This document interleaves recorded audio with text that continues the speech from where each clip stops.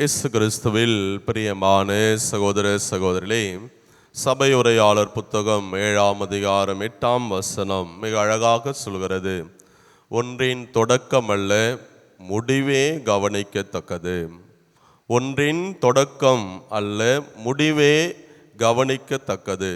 இதோ இந்த 2025வது ஆண்டின் கடைசி நாள் நிறைவை நாம் இந்த நாளிலே வாழ்ந்து கொண்டிருக்கிறோம்.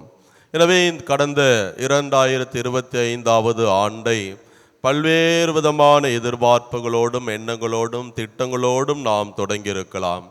இந்த கடைசி நாளிலே அன்னையின் அருள் தலத்தில் நாம் அமர்ந்திருக்கிற வேளையில், ஆண்டவருடைய பிரசன்னத்தில் இருக்கிற வேளையில் என்னென்னலாம் நாம் திட்டமிட்டது நடந்தது, அது எது தோல்வியாக முடிந்தது, இந்த வாழ்வில் ஒரு ஆண்டு காலம் நாம் பெற்ற ஆரோக்கியமான வாழ்வினால் அல்லது ஒரு சில நாட்கள் நோய், அதே போல வளமையான நாட்கள் வறுமையான நாட்கள் என்று ஏற்ற தாழ்வுகள் நிறைந்த ஒரு ஆண்டை நாம் வாழ்ந்து இந்த கடைசி நாளிலே இருக்கிறோம்.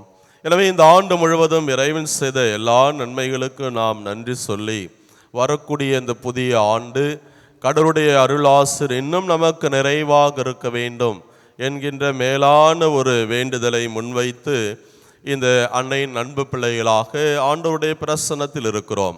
வாசிக்கப்பட்ட நிறைய திருப்பலி கருத்துகள் நன்றியாகவும் புதிய ஆண்டினுடைய ஆசீர் நிறைவாக கிடைக்க வேண்டும் என்று நாம் பல கருத்துக்களையும் ஒப்பு கொடுத்து ஜெபித்தோம். இன்றைய நற்செய்தி நமக்கு மிக அழகான ஒரு செய்தியாக யோவான் எழுதிய அந்த நற்செய்தியிலிருந்து கொடுக்கப்பட்டிருக்கிறது. அவரிடம் வாழ்வு இருந்தது, இருளில் இருந்த மக்களுக்கு ஒளியாக, பேரொளியாக இந்த ஆண்டவர் இயேசு கிறிஸ்து மனுவூர் எடுத்து மண்ணிலே மழலையாக பிறந்தார். எனவே அந்த ஒளி இருளில் ஒளிர்ந்தது, இருள் அதன் மேல் வெற்றி கொள்ளவில்லை. கடந்த ஆண்டு முழுவதும் இந்த ஒளியின் பேரொளியின் வழிகாட்டுதலிலே நாம் நடந்து இருக்கிறோம். எனவே அதற்காக இந்த பாலன் இயேசுவுக்கும் அன்னைக்கும் ஆண்டவருக்கும் நாம் நன்றி சொல்ல கடமைப்பட்டிருக்கிறோம். அதே வேளையில் நன்றி சொல்வதோடு நம்முடைய வாழ்வு முடிந்து விடுகிறதா என்று சொன்னால் இல்லை. நற்செய்தியினுடைய அடுத்த ஒரு இறை வார்த்தை, அவரிடம் நம்பிக்கை கொள்பவர் ஒவ்வொருவருக்கும் அவர் கடவுளின் பிள்ளைகளாகும் உரிமை அளித்தார். ஒரு ஸ்டெப் அஹெட். எனவே கடந்த ஆண்டு இந்த நம்பிக்கையில் நான் வாழ்ந்து அந்த ஆண்டவருடைய பிள்ளையாக நான் வாழ்ந்திருக்கிறேனா என்று கடந்த ஆண்டு முழுவதும் நம்முடைய வாழ்க்கையின் ஓட்டத்தை சீர்தூக்கி பார்க்க இந்த கடைசி நாள் நமக்கு அழைப்பு கொடுக்கிறது. அவருக்குரியவர்களிடம் அவர் வந்தார், ஆனால் அவருக்குரியவர்களோ அவர்களை ஏற்றுக்கொள்ளவில்லை. அந்த யூத சமுதாயத்திலே பரிசேயர் சதுசேயர் கூட்டத்தினர் ஒவ்வொரு நாளும் அவர் எவ்வளவோ அருமையான வல்ல செயல்களை ஆற்றினாலும் கூட அவரை ஏற்றுக்கொள்ள மனமில்லாதவர்களாகத்தான் இருந்தார்கள். ஆனால் பணிவாழ்விலே யார் யாரெல்லாம் அவரை ஏற்றுக்கொண்டார்களோ அவர்கள் எல்லாருமே கடவுளுடைய பிள்ளைகளாக மாறினார்கள்.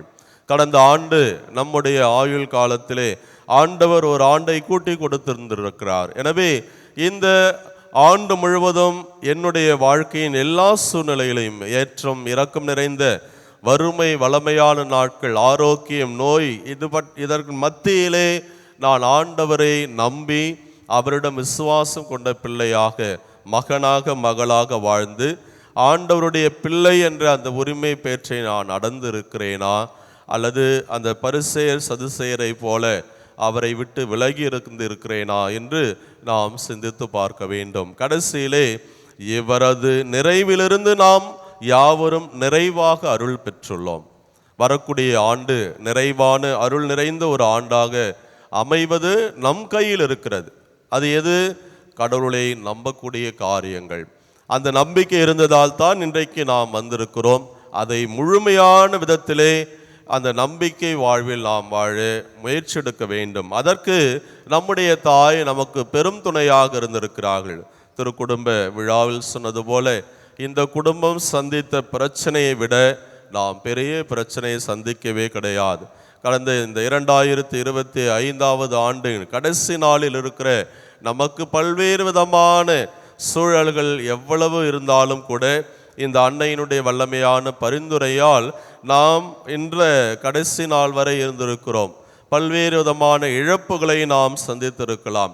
இதன் மத்தியிலும் ஆண்டவர் நம்மை நிறைவை நோக்கி வழிநடத்தி கொண்டிருக்கிறார் என்று சொன்னால், நாம் செய்ய வேண்டியது அவரிலும் அவருடைய இறைவார்த்தையிலும் இந்த திரு அவை நமக்கு கொடுத்திருக்கிற திருவருட்சாதன கொண்டாட்டங்களிலும் முழுமையாக நம்மை நாம் ஒப்பு கொடுத்து அந்த நம்பிக்கை வாழ்வை வாழ்வாக்குகிற போது நாமும் நிறைவை நோக்கி செல்வோம் என்ற அந்த ஒரு உத்தரவாதம் நமக்கு கிடைக்கிறது. எனவே இத்தகைய ஒரு நிறைவான மனநிலையோடு பிறக்கக்கூடிய அந்த புதிய ஆண்டை நாம் வரவேற்போம்.